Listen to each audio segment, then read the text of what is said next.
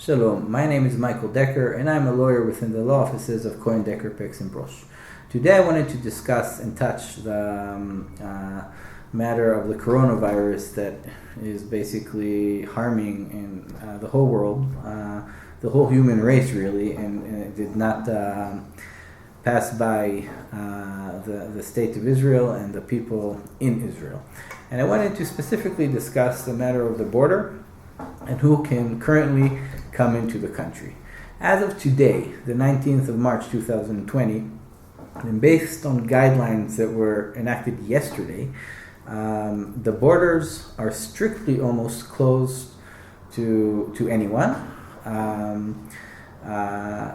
unless you are a citizen or permanent resident, or if you can prove that your center of life is in Israel, and we presume that that means legally in Israel.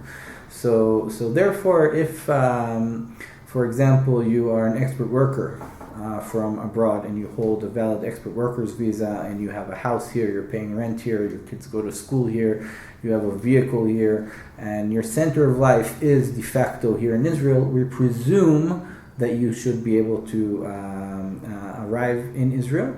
The same would go for like clergy on an A3 visa, and maybe a student on an A2 visa if it's someone, for example, that's been studying here for a very long time, is doing his doctorate here. You have students here for a few decades even. So we presume that someone like that would also be allowed entry. But in any case, it's very wise to contact us or to check with an official authority in Israel before arriving to see if you can really prove that your center of life is here.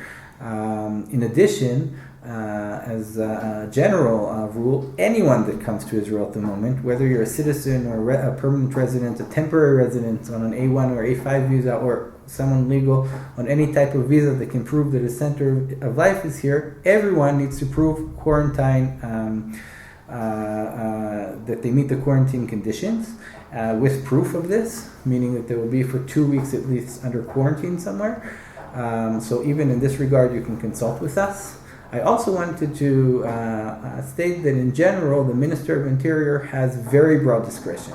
So he can always, as a general rule, and in exceptional cases, allow people from abroad to come in. So if you have a very extremely exceptional case and you need to come in, of course you can still try to address the minister with a very exceptional case, and he could allow you to enter regardless of his guidelines, because he's the authority and he has very broad discretion on these matters as mentioned.